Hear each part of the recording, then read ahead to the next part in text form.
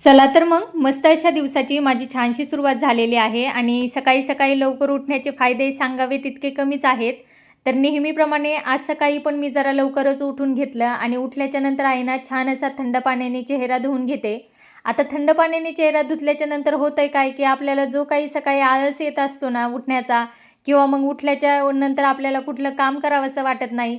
पण अशा पद्धतीनं जर आपण थंड पाण्याने चेहरा धुतला की मग आपली झोप पण उडून जाते आणि आपल्याला फ्रेश पण वाटायला लागतं. आणि मग जी काही आपली घरातील दिवसभराची कामं आहेत ना, मग त्या कामाला आपण लागूनच जात असतो. तर आज आहे ना, मी तुमच्यासोबत सकाळपासून ते दुपारी 12पर्यंत जे काही माझं रुटीन आहे ना, तर तेच मी तुमच्यासोबत शेअर करते. त्यानंतर मात्र मी लगेचच किचनमध्ये आले आणि किचनमध्ये आल्याच्या नंतर छान असा किचन ओटा वगैरे मी इथे पुसून घेते. खरं तर आहे ना, रात्रीच भांडे वगैरे घासून ठेवलेली होती आणि किचन ओटा देखील मी छान असा पुसून घेतलेला होता. पण सकाळी एक मनाचं समाधान म्हणून आहे ना, छान असा उठलं की मग किचन ओटा पुसूनच घेत असते आणि त्यानंतर आहे ना, लगेचच मग मी कोमट पाणी देखील घेत असते पिण्यासाठी. तर त्याच्याच तयारीला मी लागून गेले. तर इथे 1 ग्लास मी कोमट पाणी घेतलेलं आहे आणि नेहमीप्रमाणे त्यामध्ये 2 चमचे मी मध घालणार आहे आणि जरासा लिंबाचा रस घालणार आहे. कसं होतं ना, आपण रात्रभर झोपतो आणि सकाळी उठल्याच्या नंतर मात्र आपल्या शरीराला पाण्याची गरज असते. म्हणून आहे ना, रोज सकाळी उठलं, एकदा ब्रश वगैरे केला, की मग मी कोमट पाणीच घेत असते.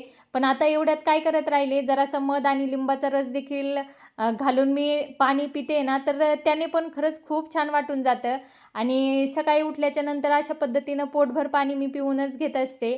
त्यानंतर मात्र मी लगेचच मुलांचा टिफिन बनवायला घेतला आणि आज आहे ना, मुलांच्या टिफिनमध्ये मी मस्त अशी भेंडी देत आहे. भेंडी तर मी सिंपलच करणार आहे, कारण जास्त मसाल्यावाली भेंडी मुलांना पण आवडत नाही. त्यामुळे आहे ना, सिंपलशी भेंडी मी आता बनवून घेते आणि भेंडी जर आपली चिकट होत असेल ना, तर भेंडीमध्ये आहे ना, शिजताना जरासा लिंबाचा रस घालायचा, म्हणजे भेंडी चिकट होत नाही. आणि आपण जी भेंडी बनवण्याच्या अगोदर भेंडी धुतो, तर भेंडी धुतल्याच्या नंतर आहे ना, छान अशी रुमालावर कोरडी पुसून घ्यायची आणि पुसल्यामुळं व्यवस्थित आपण भेंडी कोरडी केली ना, मग त्यामुळे देखील आपली काय होती भेंडी चिकट होत नाही. एवढं सगळं काम करता करता आहे ना, लेकरांची पण उठायची वेळ झालेली होती. तर मग मी मुलांना किचनमधूनच आवाज दिला. खरं तर आहे ना, पहिल्या आवाजाला तर काही लेकरं उठतच नसतात. पण मग 2-3 आवाज दिले किचनमधून, की मग लेकरं पण उठून घेतात. आणि एकदा लेकरं उठले, की मग ते त्यांचं आवरतात आणि आपण आपला टिफिन बनवायला लगेचच लागून जातो. तर छान अशी मी आता भेंडी लगेच शिजण्यासाठी कढईमध्ये टाकून दिलेली आहे. आणि हे पहा, भेंडी छान धुवून कोरडी केल्यामुळे अजिबात काही चिकट झालेली नाही आणि वाटलंच चिकट तर मग त्यामध्ये आहे ना, जरासा लिंबाचा रस घालून द्यायचा. एक 10 मिनिटे भेंडी मी कमी गॅसवरती असं झाकण ठेवून शिजवून घेणार आणि एकदा भेंडी तयार झाली की मग मुलांच्या डब्याला देऊन टाकणार. तर मुलं पण हळूहळू उठतच होती आणि उठल्याच्या नंतर सकाळ सकाळ हे असे काहीसे लाड आमचे होत असतात. कारण लेकरांना पण सकाळी उठलं ना की लवकर आवरावसं वाटत नाही. त्यांच्या पण डोळ्यावरती जरा जरा झोपच असती. पण आता शाळा म्हटल्यावरती लेकरांना उठावंच लागणार आणि शाळेत जाण्यासाठी तयार व्हावंच लागणार. तर ते तिला मी समजवलं आणि तिनेही त्यामध्ये समजून घेतलं आणि ती पण आवरायला गेली. आणि इथे पहा, भेंडी अजिबात कुठलीही प्रकारची चिकट झालेली नाही. आणि भेंडी चिकट न व्हावे ना, यासाठी आहे ना, मी नेहमी हीच ट्रिक वापरत असते आणि त्यामुळे आहे ना, माझी भेंडी अशी एकदम चिकट न होता खूप चवदार बनते आणि मुलांना तर फारच जास्त आवडते. त्यानंतर मात्र भेंडी व्यवस्थित छान शिजलेली होती. मग लगेच मी अगोदरच भेंडी बनवण्याच्या अगोदर मी चपात्याचं पीठ पण मळून ठेवलेलं होतं आणि आता चपात्याचं पीठ वगैरे मळून ठेवल्यामुळं चपात्या देखील छान होतात.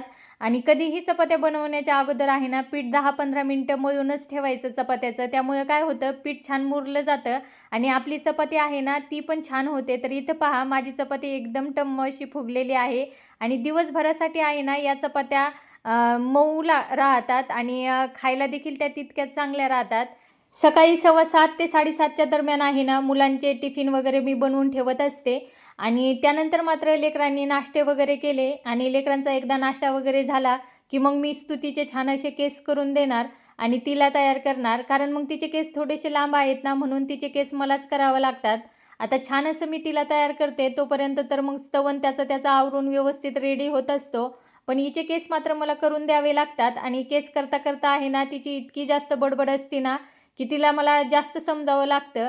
त्यानंतर मात्र मी मुलांचं आवरून दिलं. आता मात्र व्हॅन यायचा पण टाईम झालेला होता. तर त्यांची व्हॅन बाहेर आली ना, मग असे लेकरं आहे ना, व्हॅनमध्ये जाण्यासाठी पळतच सुटतात. तर छान असे लेकरांना आता मी शाळेत पाठवून देते आणि त्यानंतर मग माझं काम मी लगेचच आवरायला घेते. लेकरं एकदा शाळेत गेले की मग जे काही बाहेरचं अंगण वगैरे आहे ना, तर ते मी स्वच्छ करून घेत असते आणि जो काही पसारा पडलेला असतो ना बाहेर, तर तो आवरून घेत असते. खरं तर आहे ना, सकाळी उठल्याच्या नंतर आपण लगेच अंगण वगैरे सगळं स्वच्छ करायला पाहिजे. पण मुलांच्या शाळेचा टायमिंग पण खूप लवकर असल्यामुळं या सगळ्या गोष्टी होत नाहीत. कारण हेच जर मी घरात काम आवरत बसले ना, बाहेरचं झाडून वगैरे घेणं, तर मग मुलांना कुठेतरी शाळेला जायला लेट होणार आणि मग सगळ्या कामाचा गोंधळच होऊन जाईल. म्हणून हे जे काम आहे का, मी ते नंतरच मुलं शाळेत गेल्याच्या नंतर करत असते. त्यानंतर मात्र घरात आल्याच्या नंतर मात्र शिल्लक राहिलेल्या चपात्या पण बनवून घेतल्या आणि पुन्हा भाजी पण बनवून घेतली दुपारसाठी आणि त्यानंतर मग लगेचच जे काही जास्तीचं काम आहे ना इथं माझं किचन ओटा वगैरे स्वयंपाक झाल्याच्या नंतर पुसून घ्यायचं, तर त्याच कामाला मी लागून गेले. आणि पहा, सकाळी सगळ्यांचे नाश्ते झाल्याच्या नंतर, स्वयंपाक झाल्याच्या नंतर इतके सगळे भांडे मला किचन ओट्यावर पडून जातात की त्या भांडे घासण्यासाठी मला पूर्ण अर्धा तास लागून जातो. तर इथे पहा, सकाळी सगळेजण आपापल्या कामाला बाहेर निघून गेल्याच्या नंतर किचन ओट्याची हालत माझ्या अशी काहीशी असती. भरपूर सगळे भांडे असतात, पण काही हरकत नाही. या सगळ्या भांड्यांची आता सवय झालेली आहे. एकदा आपल्याला कुठल्या कामाची सवय झाली की मग आपण ते काम करण्यासाठी थांबत नाही.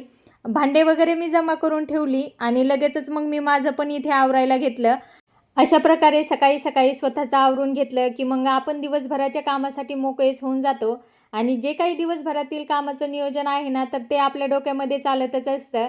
तर छानशी मी तयार झाले. आता तयार वगैरे झाल्याच्या नंतर मात्र जी काही घरातील कामं असतात ना, तर तीच मी पटापट आटपून घेणार आहे.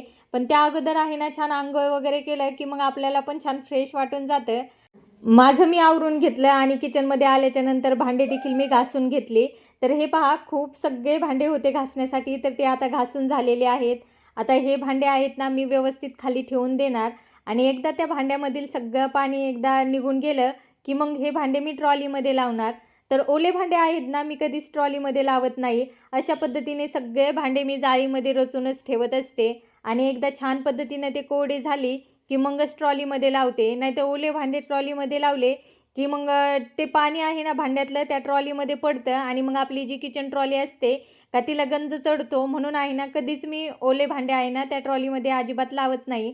आता सगळे भांडे मी व्यवस्थित खाली ठेवून देते आणि छान पद्धतीनं एकदा कोरडे झाले की मग ही सगळी भांडे मी ट्रॉलीमध्ये रचून देणार.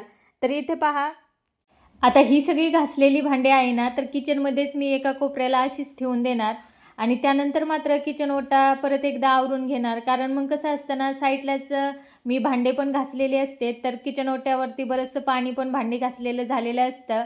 तर मग छान असा किचन ओटा मी एकदा पुसून घेते आणि मग दिवसभरासाठी मात्र किचन ओटा माझा चकाचकच राहील. एकदा शाळेतून मुलं आले की मग त्यांच्यासाठी काहीतरी बनवायलाच मग मी किचनमध्ये येईल. तर छान असा किचन ओटा वगैरे मी पुसून घेतला आणि हे जे मनी प्लांट आहे ना, या खिडकीत ठेवलेलं मला फारच जास्त आवडतं. सकाळी सकाळी किचन ओट्यावरती भरपूर सगळा पसारा पडलेला असतो, पण ज्यावेळेस अशा पद्धतीनं मी किचन नीटनेटकं करते, तर माझं किचन हे असं काहीसं दिसतं आणि हे किचन पाहायला मला छान वाटून जातं. म्हणून आहे ना, रोजच्या रोज अशा पद्धतीनं मी किचन नेहमी नीटनेटकं ठेवत असते आणि या सगळ्या गोष्टी आहेत ना, नीटनेटकं ठेवायला मला आवडतात बरं का. आणि अशा पद्धतीनं आहे ना, छानसं किचन मी व्यवस्थित करून ठेवलेलं आहे. किचन ओटा नीटनेटका केल्याच्या नंतर मात्र मी लगेच हॉलमध्ये येते आणि हॉलमध्ये आल्याच्या नंतर मात्र खिडक्यांवरती जी काही धूळ वगैरे जरा थोडीफार प्रमाणात पडलेली असते, तर तीच मी लगेच पुसून वगैरे घेते आणि सोबतच शोपीस वगैरे असतात, तर ते पण मी व्यवस्थित पुसून घेते. आणि एकदा सगळ्या खिडक्या वगैरे, सोफा वगैरे मी व्यवस्थित करून ठेवला की मग सोफ्यावरचा जो काही कचरा आहे ना, तर तो खाली पडून जातो. खिडक्या वगैरे व्यवस्थित पडलेल्या असतात, तर ती जी काही धूळ आहे ना, तर ती फरशीवरती पडून जाते आणि त्यानंतरच मग मी झाडून घेत असते. तर मग हे सगळं काम झाल्याच्या नंतर मात्र मी सगळे घरं व्यवस्थित असे झाडून घेते. तर इथे पहा, सगळा सोफा वगैरे मी व्यवस्थित नीटनेटका आवरून घेतला आहे. सगळ्या खिडक्या, खिडक्याचे पडदे वगैरे व्यवस्थित लावून घेतलेत. ज्या ज्या वस्तू आहेत ना, त्या त्या जागेवर व्यवस्थित ठेवून दिल्यात. आता सकाळी सकाळी अशा पद्धतीनं जे काम आवरते ना, मग मुलं येईपर्यंत कुठलाही वस्तू इकडचे तिकडे जात नाही. पण ज्यावेळेस लेकरं शाळेतून येतात की मग वस्तू इकडे तिकडे थोड्याफार प्रमाणात होऊनच जातात. त्यानंतर मात्र जी काही कपडे आहेत ना, तर ती मी धुवून घेत असते. आता धुतलेले कपडे बाहेर मी व्यवस्थित वाळत घालते आणि मग एकदा कपडे वाळत घातले, की मग जी काही आपली पुढची कामं आहेत ना, तर ती मला करता येतात. तर कपडे आहेत ना, असेच मी पोर्चमध्ये वाळत घालते आणि आता उन्हाळा लागलाय, तर सावलीतच कपडे वाळलेले कधीही चांगले. आता कपडे वगैरे धुवून मी बाहेर वाळत घातले आणि त्यानंतर मात्र लगेचच घरामध्ये आले आणि घरात आल्याच्यानंतर शेवटचं राहिलेलं काम म्हणजे फरची पुसायचं काम. तर तेच मी करायला घेतलं आणि हे सगळं काम आवरता दुपारचे बरोबर 12 12:15 वाजून जातात मला. तर असं काहीसं होतं माझं सकाळपासून ते दुपारी 12 पर्यंतचं कामाचं नियोजन. आवडल्यास एक लाईक नक्की करा. चॅनलवर तुम्ही नवीन असाल तर प्लीज चॅनलला सबस्क्राईबर करा. धन्यवाद.